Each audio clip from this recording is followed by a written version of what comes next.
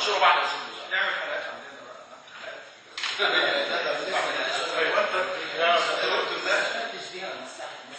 كلها وبما لما جه مثلا عندي معاه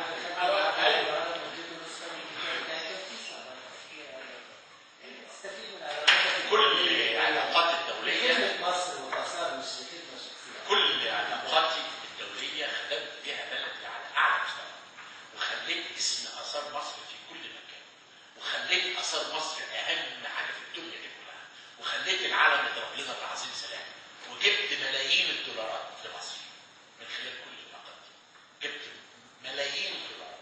ولا تزال قادرا على العطاء. انت شايف ان انا اهو.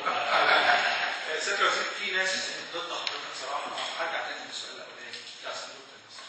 مش لان ده صندوق ولا لان لكن ان في هيحصل هبوط شديد جدا في الانشطه اللي بتقدم في وزاره الثقافه نتيجه ان حوالي 100 يعني انا بكلم حضرتك انا بقول لك هم لازم يعرفوا هل ترمم اثار مصر ولا تعمل حفله في شارع الناس؟ رد عليا. مش حفله، انا هعمل نشاط. هتعمل نشاط ولا جامع يقع؟ عشان ده شكلك كده. ايوه كده. هتعمل نشاط ولا كنيسه تقع؟ هتعمل نشاط ولا معبد فرعوني يقع؟ اللي هيحمي الاثار المواطن لا. المثقف. انا بعمل نشاط.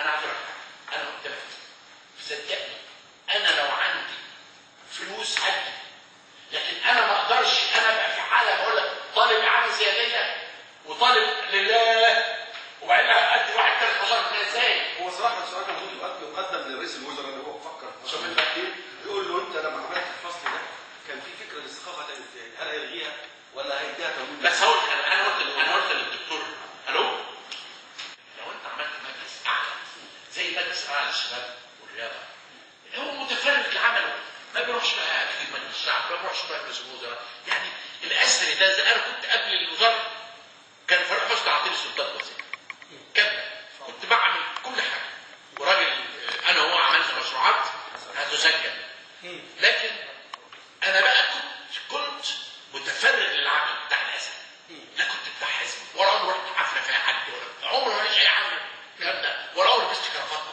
لبست النهارده عشان والله عشان خاطرك والله انا قلت النهارده اروح بالكرافته، فانا عايز اقول لك حاجه، انا نفسي الاعصاب تبقى كده، لكن الوزاره فيها.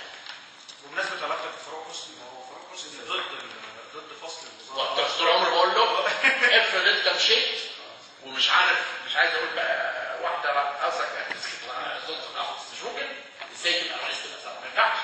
هو كان راجل مهتم بالاثار، كان بيعمل نشاط كويس، وكان عاطيني سلطات كامله، هو انا كنا نتدخل في حاجات بسيطه جدا، وانا كان علاقتي بيه اقول له لا غلط واللي صح ونتخانق ونتصالح، يعني قصدي وقدرنا في ال9 سنين اللي انا اشتغلت معاهم فيه نسيب ونعمل، وانا قلت له احنا مشينا ان اللي احنا سبناه واللي احنا عملناه التاريخ هيتكلم عنه. بس الناس